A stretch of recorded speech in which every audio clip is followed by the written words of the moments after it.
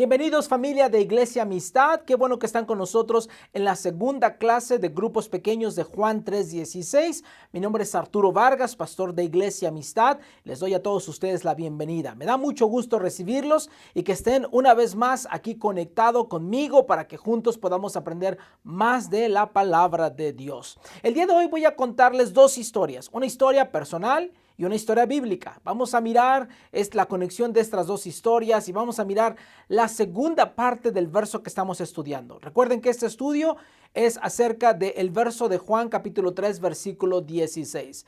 En la primera clase estuve hablando acerca de cómo Dios es amor y hablamos acerca del amor de Dios. El día de hoy voy a estar hablando acerca de por qué es tan importante el hecho de que Dios dio a su Hijo único, a su Hijo unigénito, para que nosotros cuando creamos podamos alcanzar salvación. Déjame contarte primero mi historia personal. Hace algunos años, cuando mi hijo, el mayor, estaba por entrar a la universidad, una de las decisiones más importantes en la familia, esta decisión también involucraba finanzas, también involucraba dinero, ¿verdad? Pero en ese momento decidimos con mi familia, mi esposa y mi hijo, decidimos ir al departamento de finanzas de la universidad. Preparamos todos los papeles que teníamos que preparar y salimos rumbo a la universidad porque teníamos esta importante reunión con la persona encargada de las finanzas en la universidad. Estábamos nosotros entendiendo el proceso, no sabíamos muchas cosas, teníamos muchas dudas y era una decisión importante que teníamos que tomar. Salimos a la universidad, llegamos a este lugar, nos metimos a una oficina, había un mostrador, una señorita detrás del mostrador y le preguntamos que veníamos a ver a la persona con la cual habíamos estado trabajando acerca de las finanzas para la educación de mi hijo. Bueno, resulta ella levanta el teléfono, le comenta que somos nosotros y hace algunas expresiones, cuelga el teléfono y nos dice que la persona a la cual veníamos a ver no nos podía recibir, que lo sentía mucho, que podía ser otro día, pero que ese momento y esa hora no nos podía recibir, que estaba ocupada. En mi pensamiento, obviamente en ese momento yo pensé, si ella me escucha, si solamente me da la oportunidad de hablar con ella y ella me escucha, va a entender que la razón de la cual nosotros venimos para aquí es muy importante. Tal vez yo la voy a convencer y va a darme la cita que necesito y escuchar la historia de mi familia y ayudarnos con la parte financiera. Eso es lo que yo pensé. Además, pues qué fácil es esconderse detrás de un mostrador, de una persona que te está asistiendo y simplemente decir, no puedo atenderte, regreso otro día. ¿Algún día te has sentido con Dios de la misma forma? Que parece como que si llegamos con Dios y parece que Dios está muy ocupado y a veces ni siquiera podemos discutir sus decisiones. Si Él dice sí, es sí, si Él dice no, es no. Parece como que es frustrante una relación así de esta forma. Y hay muchas personas que se sienten así, que para poder ir a ver a Dios, bueno, hay veces que Dios estará ocupado, hay veces que Dios no estará ocupado y como, bueno, pues no tiene tiempo para todos, tal vez nos va a dejar hasta el último momento. Pero tenemos que hacernos la pregunta, ¿es Dios acaso de esa forma? ¿Es Dios un Dios que está ocupado, que recibe a ciertas personas y a ciertas personas no recibe? A veces nos podemos sentir de esta forma. Pero cuando tú y yo vamos a Juan 3:16, el corazón de la Biblia, nosotros nos damos cuenta que Dios no es de esa forma. De hecho, Juan 3:16 para mí es una invitación en la cual Dios dice, ven conmigo, te amo tanto, ven conmigo y te voy a dar ya no vas a necesitar llegar al mostrador, enfrente de la oficina. Tú vas a tener un acceso privado único y exclusivo para ti, porque eres especial para mi vida. Eso es lo que puedo notar en Juan capítulo 3, versículo 16. Es como si Dios nos diera o nos mostrara el camino, nos diera la llave para poder abrir esa puerta y entrar directamente con el Padre. La historia bíblica. Hay una historia muy interesante en la palabra de Dios. De hecho, es una historia que ha tenido diferentes acercamientos por diferentes académicos. Algunas personas piensan que esta historia que está en el Antiguo Testamento no es una historia verídica. Algunos piensan que esto fue como un sueño, como una profecía. Algunos piensan que son diferentes los personajes que se manejan en la historia. Y la razón del por qué esta historia es muy difícil de comprender es por la ordenanza que Dios le da a la persona. A veces Dios ordena algo y pensamos, ya no hay forma de discutirlo. La ordenanza, el mandamiento que Dios le da a esta persona es muy difícil de comprender y de entender. Entonces, muchos teólogos simplemente no no llegan a un acuerdo de esta historia. En nuestro caso, para nuestro estudio y lo que yo pienso personalmente es que esta historia sucedió tal y como está escrito en la palabra de Dios. Lo que Dios va a usar en esta historia es al profeta Oseas, un profeta que está en el Antiguo Testamento. Este profeta es un profeta para Israel. En este momento en el cual él está viviendo, había mucha idolatría en sus tiempos. Eso es lo que Dios hizo desde el comienzo, cuando leemos la historia de la Biblia. Desde el comienzo Dios trató de que el pueblo de Israel fuera diferente a todos los demás pueblos que habitaban a su alrededor. De tal forma que cuando los otros pueblos miraran a Israel, ellos se preguntaran, ¿qué clase de Dios adoras tú? Yo quiero seguir al Dios que tú estás adorando. Pero lo que pasó es que constantemente el pueblo de Israel miraba a los otros pueblos, miraba la forma en cómo ellos vivían, la forma en cómo el sistema religioso que tenían o el sistema de gobierno que ellos tenían. Y Israel anhelaba lo que las otras naciones tenían. Así es que en este momento había muchísima idolatría. Cada uno de estos dioses, cada uno de estos pueblos tenían sus propios dioses y cada quien adoraba a sus dioses como quisiera adorarlo. Había mucha prostitución, había muchas relaciones íntimas, porque ellos creían precisamente en estos sacrificios, creían precisamente en estos actos, que el día de hoy tal vez en muchos lugares serían prohibidos. Entendemos que en aquel entonces la moral de ellos se estaba desarrollando, no tenían la moral que nosotros tenemos en este tiempo. Así es que para ellos era algo muy normal hacerlo, pero obviamente Dios estaba enseñando algo diferente. En esta historia, Dios a través del profeta Oseas le manda a Dios a hacer una cosa increíble, que tenemos que quedarnos, pararnos, detenernos y en tratar de, no sé si de entender, porque tal vez no lo vamos a entender, pero de reflexionar por qué Dios le daría una orden tan fuerte. Vamos a leerla. En Oseas en el capítulo 1, versículos 2 y 3 dice así: la primera vez que el Señor habló por medio de Oseas le dijo: ve y toma por esposa una prostituta y ten con ella hijos de prostitución, porque el país se ha prostituido por completo, se ha apartado del Señor. Versículo 3, Oseas fue y tomó por esposa a Gomer, hija de Diblajin, la cual concibió y le dio a luz un hijo. ¿Qué mandamiento el de Dios? Es un mandamiento increíble. Pedirle a un profeta que vaya, que se case con una prostituta y que tenga hijos de prostitución, dice esta palabra. Esto es increíble. Esto es de esos mandamientos en los cuales nos dejan sorprendidos y pensamos, ¿cómo es posible que Dios está haciendo esto?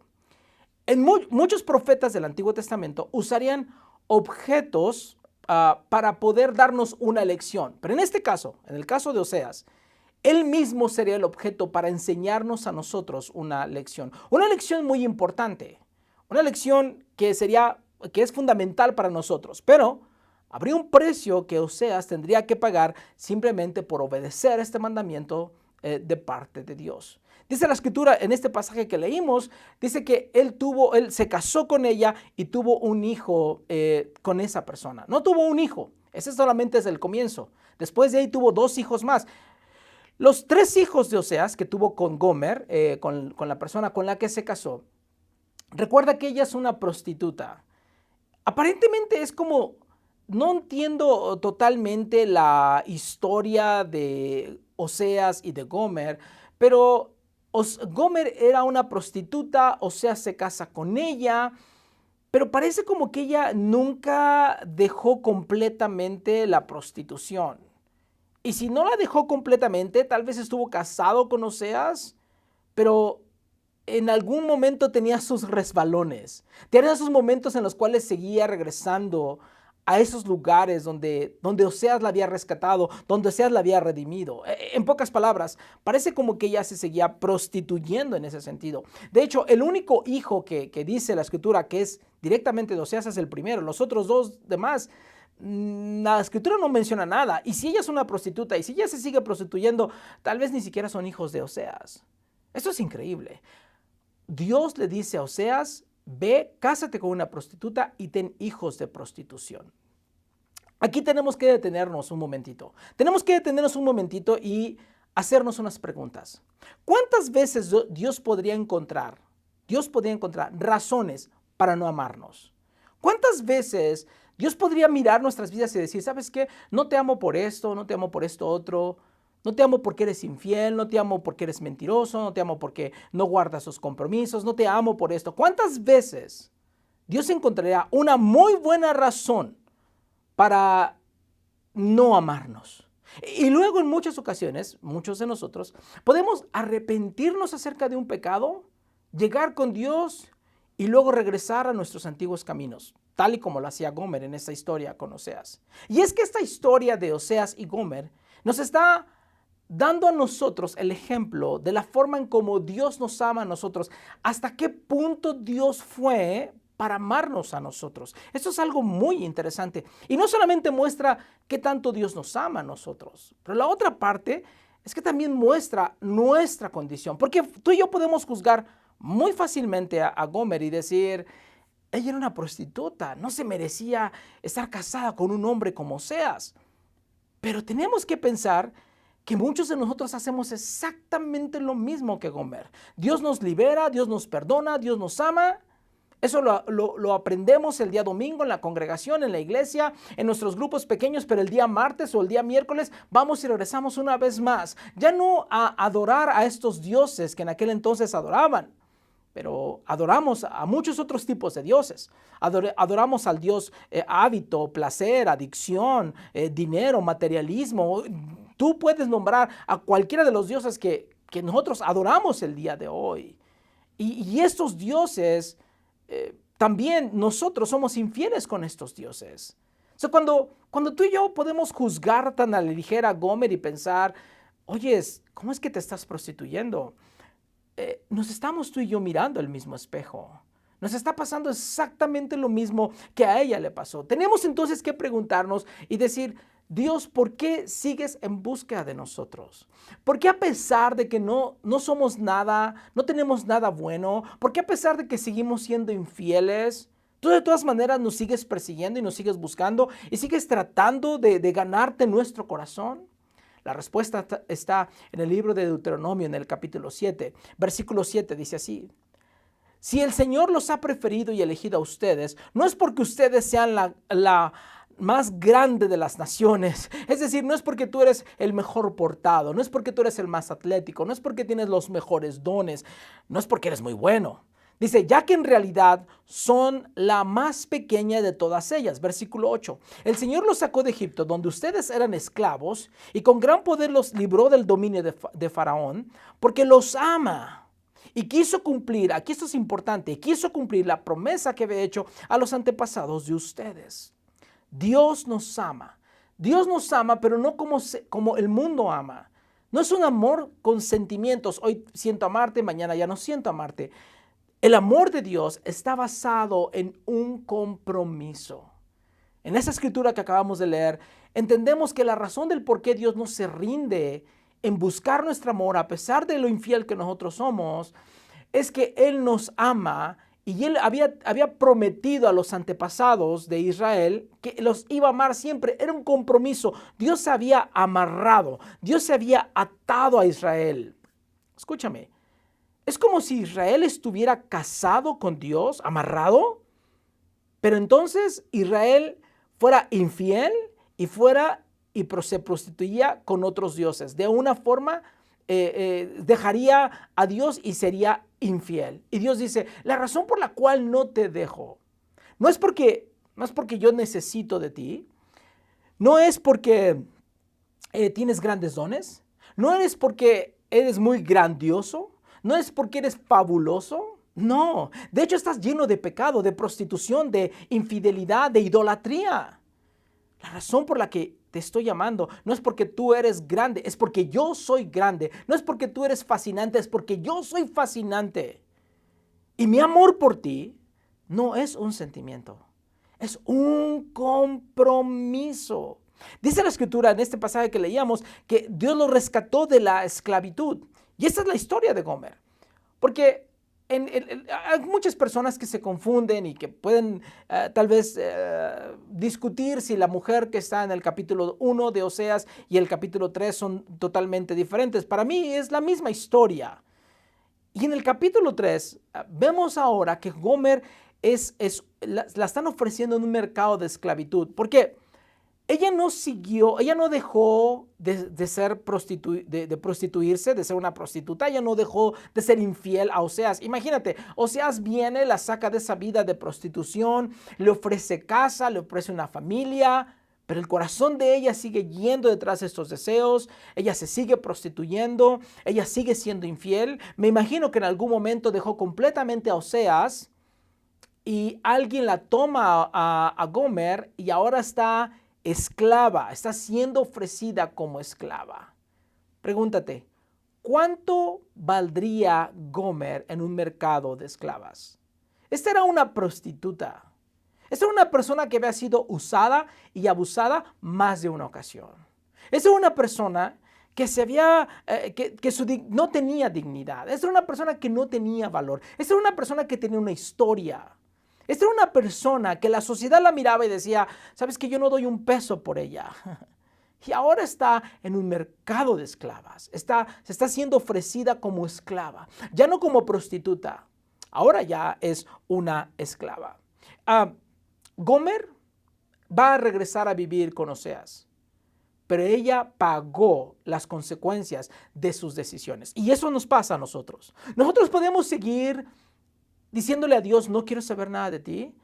Y podemos seguir yendo, buscando y adorando estos dioses que el mundo nos ofrece, siguiendo nuestra carne y nuestro pecado y lo que el corazón quiere hacer. Pero las consecuencias van a llegar. Para Gomer fue de pasar de ser prostituta a ser esclava. Ya no sé qué más bajo podría llegar esta mujer. Pero hasta ahí llegó. Porque siempre hay consecuencias por nuestras acciones, para bien o para mal. Pero entonces llega el capítulo 3, un capítulo 3 increíble. Vamos a leerlo. Versículo 1 dice así: me habló una vez más el Señor y me dijo, ve y ama a esa mujer adúltera que es amante de otro.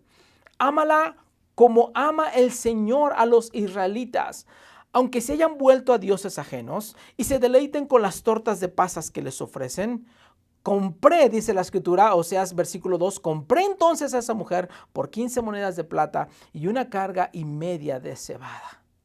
Esta mujer, esclava, ahora Dios le dice, ve y cómprala y ámala. Y ámala como, y eso es importante, ámala como el Señor les ama a ustedes. Tenemos una historia. Hemos sido infieles. Ve ahora y paga un precio por ella. ¿Cuánto vale Gomer? ¿Delante de los ojos del mundo? Tal vez nada. Es una mujer que ha sido pisoteada, que ha caído bajo, ha perdido todo. Una prostituta que ahora es esclava, que se le ofreció una familia, que tuvo hijos con un hombre, con un profeta, y que rechazó esa vida, que rechazó a Dios y que se fue en búsqueda de lo que su corazón anhelaba y deseaba. Delante de los ojos de la sociedad y del mundo, esta mujer pues no valía mucho, esta mujer. No, pero aquí es lo que sucede. Dios envió a su Hijo unigénito. Dios dio a Jesús para pagar por nuestro rescate. Lo que hizo Oseas era una ilustración de lo que Jesús iba a hacer. Era una ilustración. Jesús pagó un precio para comprarnos a nosotros. Nosotros que vivíamos una vida en pecado. Nosotros que vivíamos y hacíamos cosas que no deberíamos de hacer. Dios dio a su Hijo. Y a través de su Hijo nosotros encontramos la salvación. El Hijo es el que nos muestra el camino al Padre. Es el que nos muestra el camino a la oficina donde está el Padre. Ya no tenemos que llegar con la persona que está enfrente.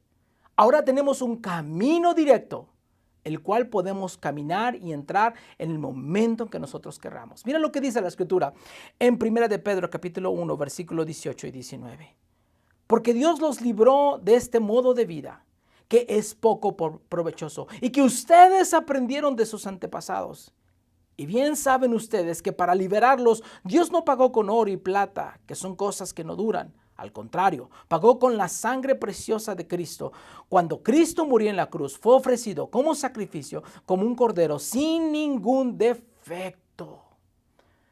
Dios pagó un precio muy alto por nosotros. No valíamos nada. Habíamos sido infieles. Habíamos adulterado, pecando y llevando nuestras vidas a muchos otros lugares. Y ahora muchos de nosotros terminamos esclavos de vicios. Terminamos esclavos de nuestros deseos. Porque cuando nuestro cuerpo nos pedía algo, nosotros se lo dábamos. No teníamos control, no teníamos dominio. Estábamos fuera de control. Éramos esclavos. Y en esa esclavitud, aún a pesar de que Dios nos había ofrecido una vida diferente y que nosotros lo habíamos rechazado, Dios no esperó a que nosotros nos arrepintiéramos. Voy a repetir esto. Dios no esperó a que yo me arrepintiera. Dios dio el primer paso. Juan 3:16 dice de esta forma: porque de tal manera amó Dios al mundo, que dio a su Hijo unigénito. Dios inició, Dios dio el primer paso para que todo aquel que cree en Él no se pierda, sino que tenga vida eterna. Dios nos compró para tener vida eterna. Muy importante, voy a hacer una pausa aquí. Cuando Jesús paga con su sangre y su cuerpo en la cruz para pagar el precio por nosotros, Él establece la forma en cómo nosotros tenemos una relación con Dios. La única forma en la cual nosotros podemos tener una relación con Dios es a través de Jesús, porque Él fue el que pagó el precio por nosotros. Pongamos mucha atención. El gran error de muchas personas es que quieren relacionarse con Dios a su forma y a su manera. Dicen: yo sirvo a Dios cuando quiero, yo sigo a Dios cuando quiero, yo amo a Dios como quiero, obedezco los mandamientos que quiero de Dios, yo escojo que sí y que no me gusta de Dios. Soy cristiano el domingo, pero ya el lunes ya no me digas tanto. Y para el viernes el cuerpo ya lo sabe y voy a hacer esto y otra cosa, y el domingo llego a la iglesia y me arrepiento. Pero déjame decirte esto: si nosotros éramos esclavos, nosotros no establecemos la forma en cómo nos relacionamos con nuestro Señor. Es nuestro Dios, es Jesús el que establece los principios de esa relación. Y dice: el que cree. Y cuando habla de creer, no habla de decir: oh, yo creo que Jesús existió, yo creo que Jesús es bueno, yo creo que Jesús me da vida. Cuando habla de creer, habla de confiar. Habla de vivir constantemente confiando en los principios fundamentales de la palabra de Dios y obedecerlos. No voy a dudar de ellos, voy a obedecerlos, porque ahora sé que aquel mandamiento que hay veces digo: ay Dios, ¿por qué Dios? ¿Por qué cuando Él dice una palabra, por qué no hay nadie que le pueda cuestionar, preguntar, dudar acerca del mandamiento que Él está dando? Te voy a decir por qué. Porque su mandamiento está motivado por el amor. Cuando nosotros no entendemos esto, miramos a Dios y decimos: qué autoritario eres. Das un mandamiento, das un estatuto y todas las personas tienen que obedecerlo. Pero cuando tú sabes que ese mandamiento viene motivado por el amor, te vas a dar cuenta que no está tratando de echarte a perder la fiesta, sino que está cuidándote de que no sufras más. Así como Gomer y Oseas. Oseas le ofrece una casa, una familia a Gomer. Si ella hubiera vivido en los límites que Oseas le estaba poniendo, ella no tenía que haber sufrido las consecuencias por su pecado. Pero ella decidió que ella no quería vivir en esa familia. Ella quería seguir viviendo los deseos que ella tenía. Ella quería seguir obedeciendo esos deseos. Y salió de ese límite y pagó las consecuencias. Cuando Jesús muere por nosotros, Él establece la forma en cómo nosotros nos relacionamos con Dios. Resumamos esta lección. Así como Gomer, la gente en el mundo sabe que tenemos una historia. La historia de pecado que nosotros hemos vivido. Conocen nuestra historia, conocen nuestra reputación. Hay veces que cuando ellos piensan cuánto valemos, delante de sus ojos ya no valemos mucho, casi nada. Porque hemos sido esclavos, porque hemos seguido nuestra vida y hemos hecho esto y hemos hecho aquello. Pero cuando Dios nos ve desde el cielo, nos ama no porque somos muy agradables, porque estamos llenos de pecado, estamos llenos de maldad, pero nos ama porque Él tiene un compromiso para nosotros. Y aunque nosotros sigamos siendo infieles y sigamos corriendo detrás de los deseos de nuestro corazón, Dios de todas maneras se va a mantener fiel, buscando ganarte una vez más tu corazón. Cuando todo mundo lo rechaza, cuando todo mundo lo corre a Jesús, cuando todas las personas rechazaron a Jesús, Él siguió y siguió y siguió. ¿Sabes por qué? Por ti, porque te ama. Cuando toda la sociedad nos ha corrido a nosotros, nos ha hecho a un lado y nos dicen que no valemos absolutamente nada, Dios dice, para mí eres tan valioso que Dios dio a su Hijo Jesús para comprar nuestra liberación, nuestra salvación, nuestra sanidad. Estábamos esclavos y Dios nos ha hecho libres. La pregunta con la que los quiero dejar en esta clase es la siguiente: ¿cuál camino vas a escoger? Porque como Gomer, tú y yo también tenemos la opción de escoger. ¿Seguimos a Dios? ¿Seguimos a Oseas, el marido que nos ofrece toda una nueva vida? ¿O seguimos los deseos de nuestros corazones? Y esa es una decisión que, igual que Gomer, nosotros tendremos que tomar.